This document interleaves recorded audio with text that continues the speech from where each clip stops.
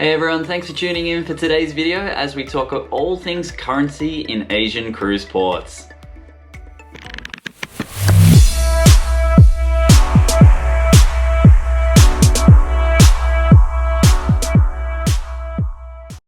So this video we're talking all things currency in Asian cruise ports. Now it's very important that you prepare in advance depending on how long you'll be in Asia or visiting different ports of call across different countries, because the important thing to know is that not every country is the same. Whether you're cruising in Cambodia, Vietnam and Thailand, or you're going up further north to South Korea, Japan and China, the principles of what you'll need and how you prepare financially will be very different.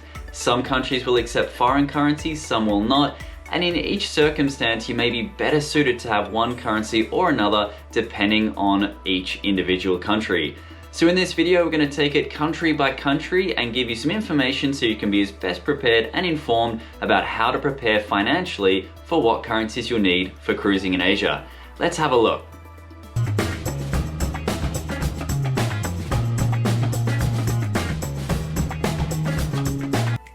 So the first country we're going to take a look at is the one with the most cruise ports in Asia, and that is Japan.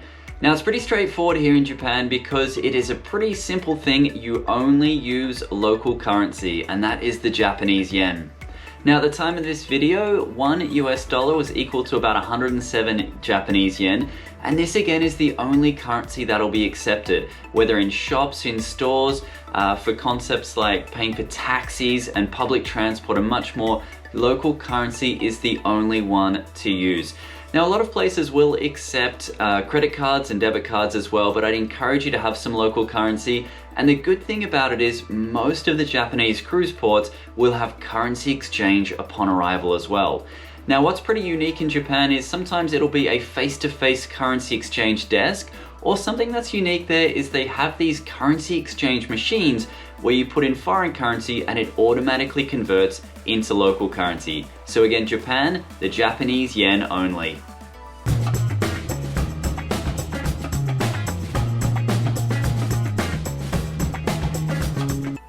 Next up is Indonesia, which is one where you can use a bit of a mix of the local currency, which is the Indonesian rupiah, and you can also use some US dollars as well. Now at the time of this video, $1 was equal to about 15,500 Indonesian rupiah. So it's important to keep track of that number. One way we recommend of doing that is by having the app xe.com or a currency exchange app on your smartphones and tablets while you're traveling. Now your cruise line might provide you with currency exchange.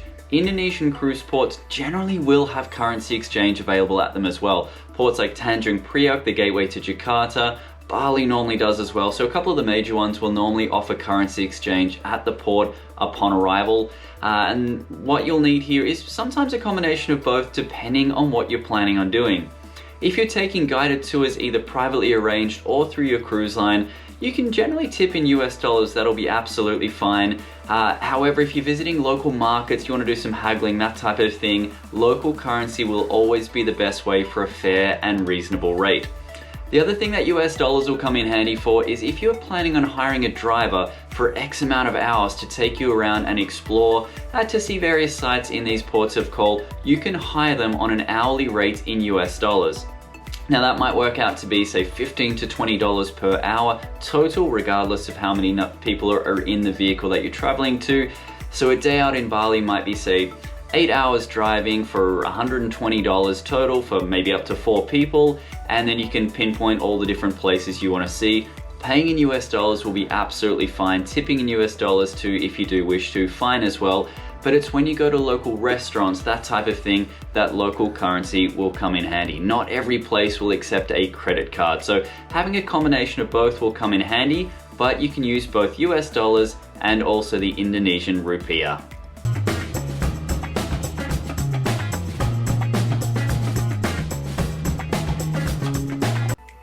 Singapore is another one of those places where you will need local currency. The only currency accepted in Singapore is the Singapore dollar, and at the time of filming this video, $1 was equal to $1.42 Singapore dollars. Now your cruise lines most likely will offer currency exchange on board. However, both of the cruise ports in Singapore also have currency exchanges.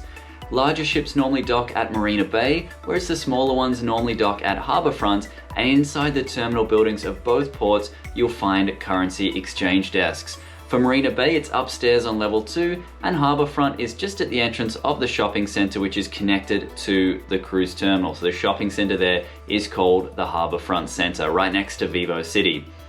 Now, throughout Singapore, most places will accept credit cards throughout your time there, but we'd encourage you to have some local currency as well. So again, for Singapore, you will need the local currency only, and that is the Singapore dollar.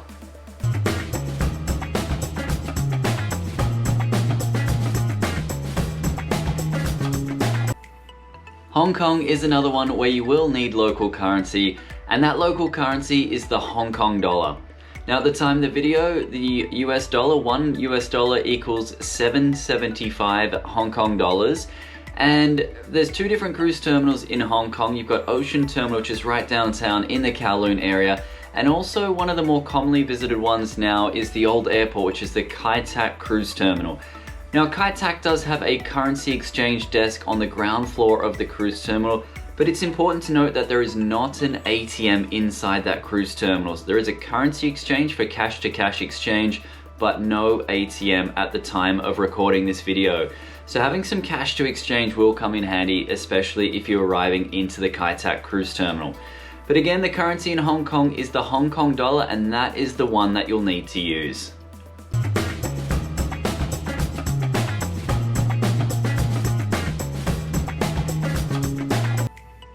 Now, the currency in Cambodia is the Cambodian riel, and at the time of recording this video, $1 equated to about 4,100 Cambodian riel. Now, that's a figure you don't really have to remember too much, because Cambodia operates on somewhat of a dual currency policy, with the US dollar operating as a second unofficial currency. So you can use US dollars all throughout your time in Sihanoukville, which is the port of Cambodia. Now, if you are using US dollars to get around, the important thing to remember is to have small bills only. Singles, 5s, and 10s really is what you're going to need. Maybe the odd 20, but the smaller the bill, the better, because a lot of the places that you'll be going to won't be able to offer you change for larger bills. So no 50s, no 100s, because you won't always be able to get change. I'm talking about things like taxis and local tuk-tuk drivers, local markets and restaurants, these types of things. Now, it's important also to have those small bills prepared in advance, because there's no currency exchange at the port upon arrival, no ATMs, nothing like that, so you'll need that money for when you're heading out to the port. The other key thing about having small currency for Cambodia as well, again, you are using the US dollar, is that whilst you can pay in US dollar, local vendors are entitled to give you local currency, the Cambodian riel, as change. So the smaller and closer to paying for exact fees will be really what you want, because if you do receive local currency as change, there's not a whole lot you can really do with it, especially if you're only in Cambodia for a short period of time. Because most major airports and other places that offer currency exchange don't often offer exchanges for Cambodian riel. So if you can just get by with US currency, but small bills only, that'll be the key.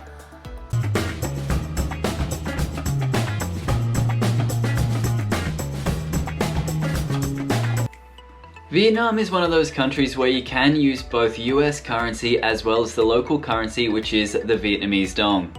Now, at the time of recording this video, $1 was equal to about 23,000 Vietnamese dong, so the math can come a little bit tricky here, and it's one of the rare places in the world where you can go to an ATM, withdraw a little bit of money, and automatically you're a local millionaire. Now, the important thing to know here is that local currency will always be the fair and reasonable way of paying for things if you want a good deal. So places like local markets, that type of thing, local currency will always serve you best. However, if you're hiring a driver to take you long distances, or perhaps you're hiring a driver for a number of hours and you want to pay them a total fare for the time that you're with them, they will absolutely accept US dollars. Now, the reason why you want local currency is one of the best ways to get cost-efficient and really fair and reasonable transport is using the ride-sharing app Grab, and you will need local currency to do that. Now, it's important to have some currency on hand, and normally when you cruise through Vietnam, you visit a number of ports at a time.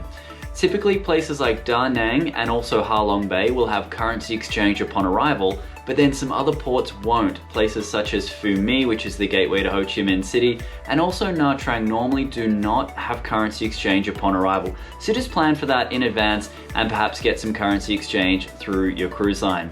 So once again, for Vietnam, a combination of both US dollars and also local currency, the Vietnamese dong, would be encouraged. And just remember, having local currency, you'll always pay less than if you try to pay in foreign currencies.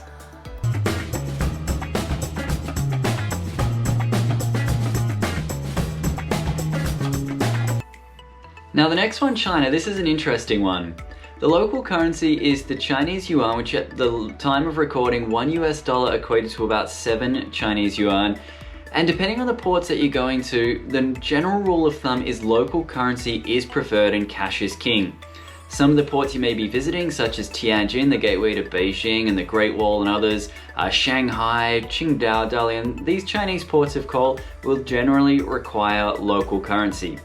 Now you will find the odd place here and there within these ports of call, such as fake markets, like knockoff type markets, these types of places, and others that will accept foreign currencies, particularly the US dollar, but the general rule is local currency only, so the Chinese yuan. Now the interesting thing about being in China as well is that depending on your credit cards, not all of them are always accepted. For example, sometimes Visas won't be accepted, sometimes MasterCard not be accepted, so having local currency we recommend as an important thing. Now if you are trying to exchange money as well, not all of the ports will always have money exchange and it can be a little bit inconsistent. So if you do need currency in advance and your cruise line does offer currency exchange, play it safe and exchange your money on board or even prior to traveling to play it safe to make sure you're as best prepared as possible. So again, for China, cash is king, local currency, and the currency is the Chinese yuan.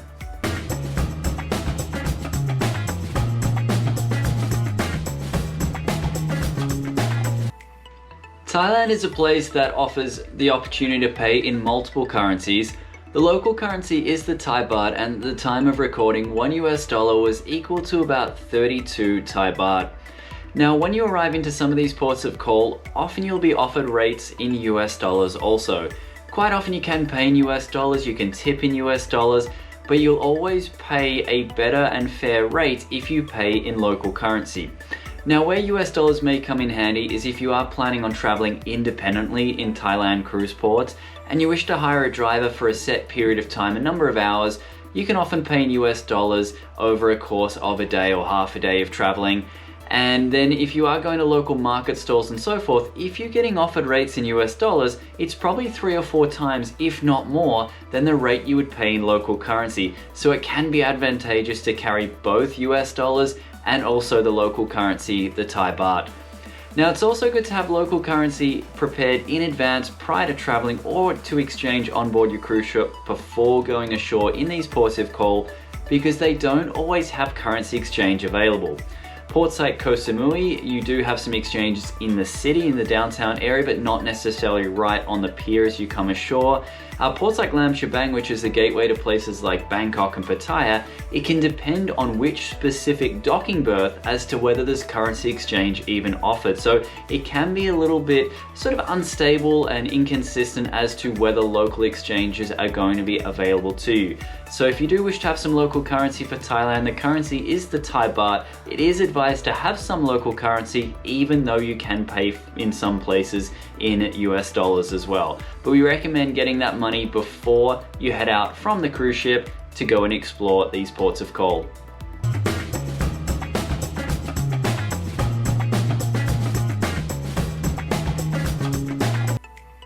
There's a number of different ports you may visit in your time in South Korea, and in all likelihood they will require you to pay in local currency. Now the local currency in South Korea is the South Korean won, and at the time of this video, $1 equated to about 1,200 South Korean won. The good news about needing local currency in these ports of call is all of the major ones, Incheon, which is the gateway to get into Seoul, Busan, Jeju City, they all have local currency exchange available upon arrival at the ports of call. On top of this, likely your cruise line will have currency exchange available for you too, so it's not really one that you need to get in advance of traveling before your cruise starts. You can do it either on the ship or at the ports upon arrival.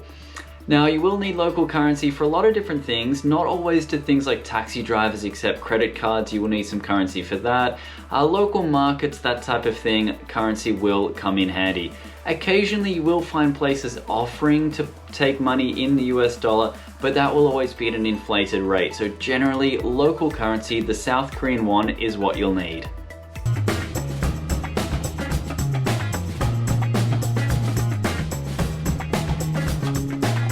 Now, there's a number of different cruise ports in the Philippines, but by far and away the most commonly visited is the nation's capital, Manila. Now, you can use both US dollars and the local currency, the Philippine peso here, and at the time of recording, $1 US equated to about 50 Philippine peso. Now, while both currencies will be accepted, I'd strongly encourage you to use local currency, particularly if you're traveling independently, because for things like taxis and so forth, it is a bit of kind of a Wild West scenario there where you won't always be paying the same fair rate. For example, it's not always a metered rate for taxis, and if you pay in local currency, the peso, you'll be paying comfortably less than if you will pay in a foreign currency. So it would be advised to have local currency. If you're taking ships, organized tours and so forth, you probably don't need to exchange because most things have already been arranged for you, and you can tip in US dollars if you do wish to. But if you want a fair and reasonable rate, it would be advisable to have some local currency, some Philippine peso when you're traveling in, particularly Manila. Now, there isn't always currency exchange available at the port upon arrival. It's a bit inconsistent. Sometimes there is, sometimes there isn't. So we'd encourage you to have your currency organized prior to traveling. If you're doing your own thing, you probably want some local currency. If you're going on an organized guided tour and you're only there perhaps just for the day, you probably won't need to. US dollars will get you by.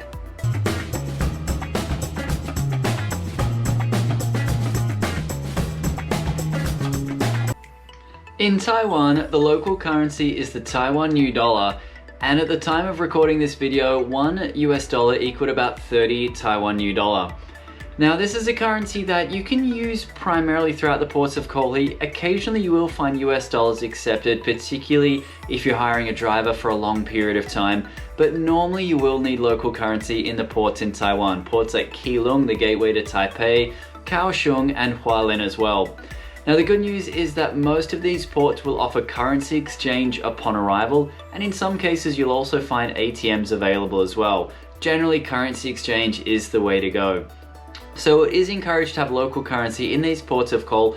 Most of the time you will need it. On the odd occasion, however, you will find foreign currency, particularly US dollars, accepted, but not always. If you're paying for public transport, things like the trains in the city of Taipei, you want to visit local market stalls and so forth, it will always be encouraged to have local currency. Again, that is the Taiwan New Dollar, and $1 US at the time of recording this video equaled about 30 to 32 new Taiwan dollars. So there we go, that is our guide to what currencies you'll need in each of the Asian countries that you may be cruising to. Now, if you need to recap any of those, in the notes below, we've listed the time markers of each country that we've covered in this particular video. And important tips for you, plan in advance of what you may wish to see and do in each of these ports of call. That'll help you know how much money you're going to need. One of the most common questions I've gotten asked over the years in Asia is, how much money am I going to need, let's say in Ho Chi Minh City? Well, that's a really tough question to answer because are you taking public transport? Are you going to be relying on taxis? Are you going for lunch? Are you having a bowl of street noodles? Or are you going to a high-end restaurant? There's no set answer, so planning for what you're going to see and do will help you know how much money you're going to need. Another tip for you is if you've got Japanese ports towards the end of your particular cruise itinerary, particularly ports with pretty good infrastructure such as Naha or Nagasaki, for example, even if you're finishing your cruise in Yokohama, that's another good one. These ports have currency exchange machines where you can insert foreign currencies to get back local currency. So if you've already been to places like Vietnam, Thailand, Taiwan, China already on your itinerary, and then you're finishing in Japan and you've got leftover currency, carry that with you because you might be able to put those into currency exchange machines to get back Japanese yen. So they're just our tips for this particular video. Hopefully it's given you a good insight as to what you'll need currency-wise to be best prepared for Asia. Don't forget to subscribe to our channel. Click on the like button as well if you've enjoyed this video and you want to be notified about videos in the future. Thanks for tuning in, everyone. This has been Doc Discoveries with Currencies for Asia.